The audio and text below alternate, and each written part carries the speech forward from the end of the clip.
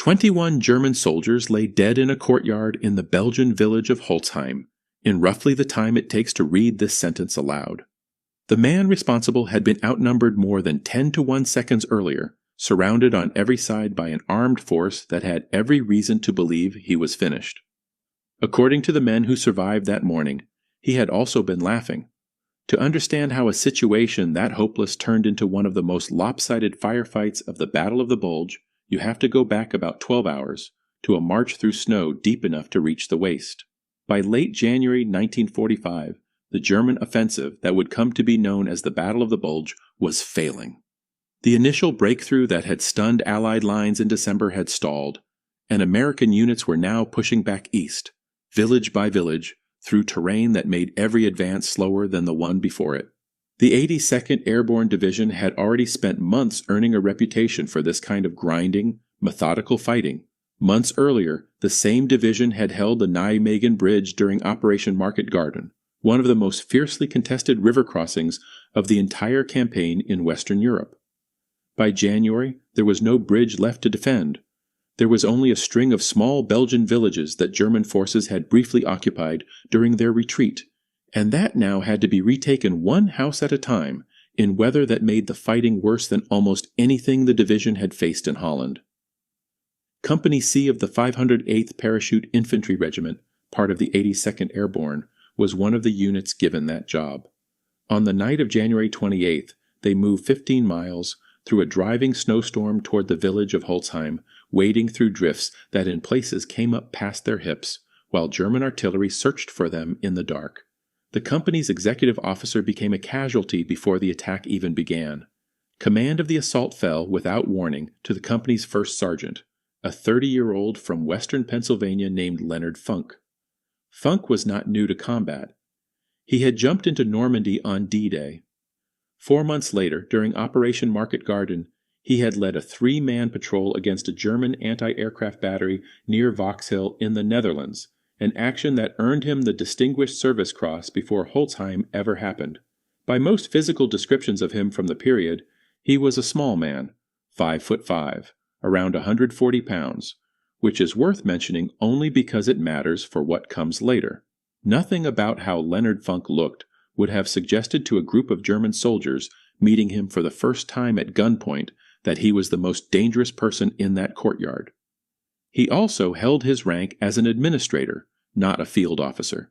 The men now under his command in the assault on Holzheim included headquarters clerks and support staff who had not expected to be leading a house-to-house clearing operation that morning, let alone one through waist-deep snow under artillery fire.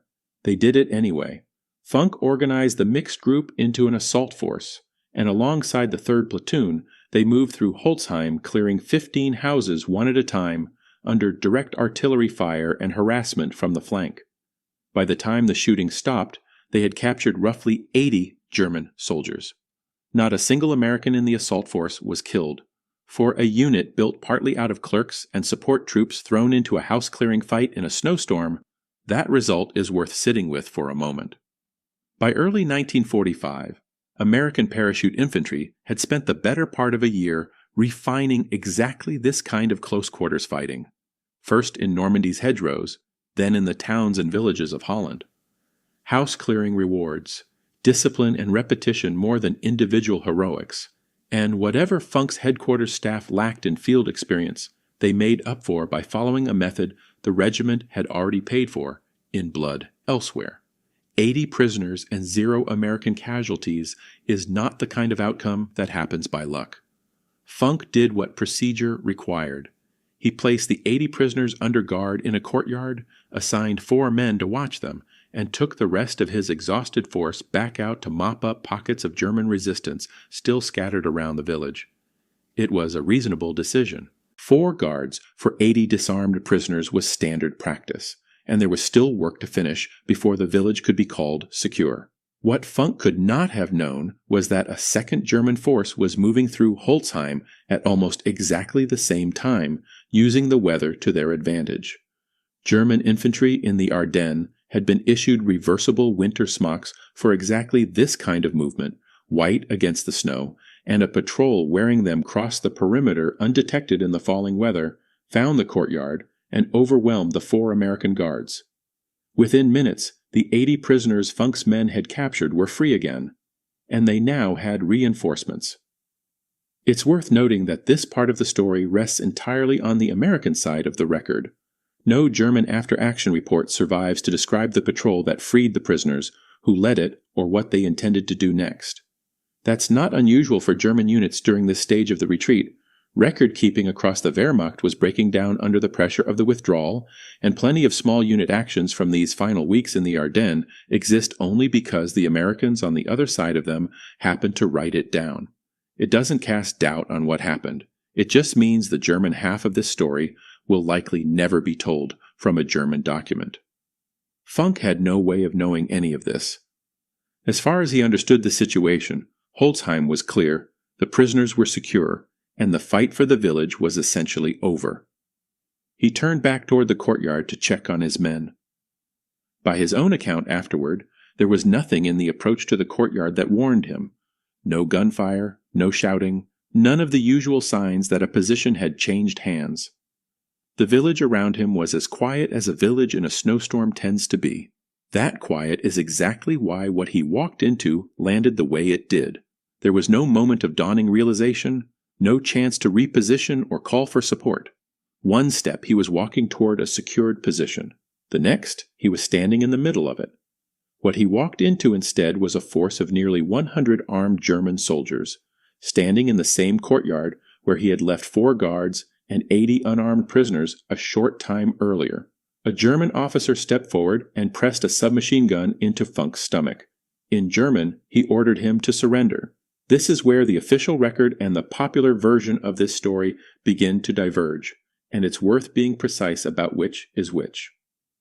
Funk's Medal of Honor citation issued later that year describes the moment plainly: an American first sergeant ordered to surrender at gunpoint, who began slowly to unsling his submachine gun from his shoulder before opening fire. The citation does not use the word laughter. It does not describe a standoff, a linguistic misunderstanding, or German soldiers joining in. That detail comes from a different, and in some ways more human, layer of the record. Post-war accounts from the surviving American guards, later collected in unit histories and biographical profiles of Funk, written by people who knew him or had interviewed those who did. According to those accounts, Funk did not speak German. Standing at gunpoint, surrounded by nearly 100 soldiers who fully expected him to comply, he found the entire situation absurd enough that he began to laugh. The German officer, understanding none of it, only grew angrier, shouting louder in response. The two of them went back and forth this way, one laughing, one shouting, until, according to the same accounts, the confusion spread to the German soldiers standing around them, some of whom began laughing as well, uncertain of what else to do with a prisoner who wasn't behaving like one. Historians who study Medal of Honor actions are generally cautious about details that appear only in secondary accounts and not in the citation itself, and this is a case where that caution is worth applying directly. The laughter may well have happened exactly as described. Multiple guards who lived through the encounter told similar versions of it in the years afterward, and there's no obvious reason for them to have invented it. But it is also the kind of detail that tends to sharpen with each retelling, and the fact that it never made it into the formal citation is itself informative. What the citation confirms without any ambiguity is the part that matters most for what happened next. Funk was ordered to surrender, and instead of complying, he used the moment to prepare something else entirely. This gap between citation and legend isn't unique to Funk. Medal of Honor citations are written in restrained, almost bureaucratic language by design. They exist to justify an award to a review board, not to entertain a reader, and the men who wrote them had little use for color that didn't affect the outcome. The vivid, human details of a battlefield encounter, a joke, a look on someone's face, the exact tone of a shout, usually survive somewhere else. In letters home, in unit reunions, in interviews conducted decades later by writers chasing the fuller story. Both layers of the record are valuable. They're just not the same kind of evidence, and a careful account of what happened at Holzheim owes it to the reader to say which is which. Feigning cooperation, Funk began slowly unslinging his Thompson submachine gun from his shoulder, exactly as if he intended to hand it over. The Thompson fires from an open bolt, which gives it a particular advantage in a moment like this one. There's no need to charge the weapon before firing, only to bring it into line and pull the trigger. In one motion, Funk swung the muzzle up and emptied a 30-round magazine into the German officer standing in front of him and the soldiers nearest to him. At the same time, he shouted for the 4 American guards, the same men who had just been overpowered and disarmed minutes earlier, to grab any weapon they could find and get back into the fight. It's a fair question, watching this unfold, whether Funk's feigned compliance crossed any line. The laws of war do draw a real distinction around false surrender. A combatant who pretends to give up specifically to lure an enemy into lowering their guard in order to attack in bad faith is generally treated differently than a combatant who simply delays complying with a demand while looking for a chance to defend himself. Funk never surrendered. He never spoke a word of agreement. He was the one being ordered to give up his weapon, not the one extending an offer of surrender to be broken later. Historians and military lawyers who've examined cases like this one generally place it on the legitimate side of that line. A prisoner using a moment's hesitation to avoid capture is different from a soldier faking a white flag to draw an enemy into the open. It's a distinction that mattered enough at the time that no one on the review board reading Funk's citation months later saw any reason to treat his actions as anything other than valor. For a few seconds, the courtyard at Holzheim was as violent as anywhere on the Western Front that winter.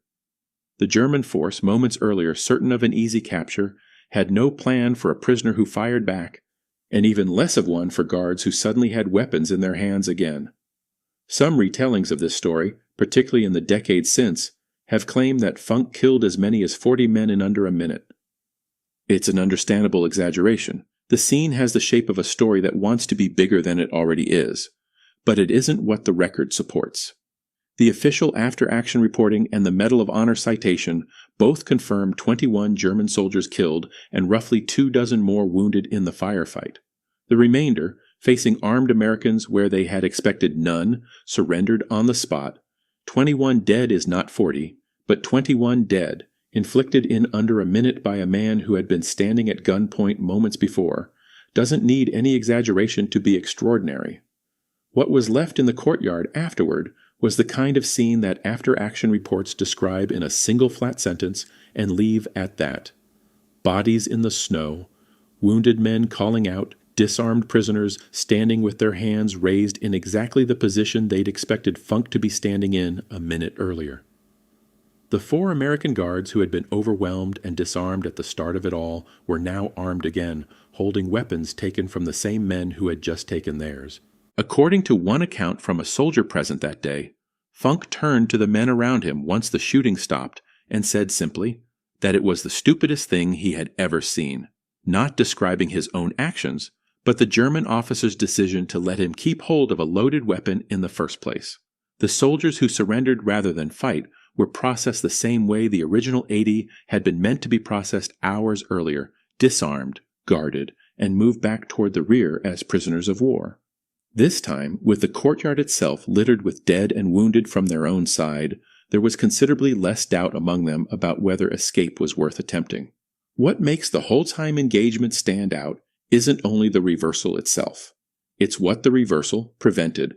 Nearly 100 armed German soldiers, freed and reinforced, had been standing in a position to move against the rear of Company C's dispersed and understrength unit, while the rest of the men were still scattered around the village clearing out the last pockets of resistance. If that force had gone unchecked for even a few more minutes, the exposed sections of Company C could have been overrun from behind, with no warning and little chance to organize a defense. A company that had just taken Holzheim without losing a single man could have ended the day with a very different casualty count, not from the assault itself, but from an enemy force it had already believed was neutralized.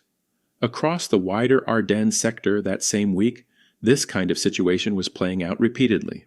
Villages changed hands more than once as retreating German units, cut off from clear orders and increasingly disorganized, fought in small improvised groups rather than as part of any coordinated front. Company C's experience at Holzheim wasn't an isolated fluke of bad luck meeting good instincts. It was one version of a problem American units were solving, with varying degrees of success, across dozens of similar villages that winter.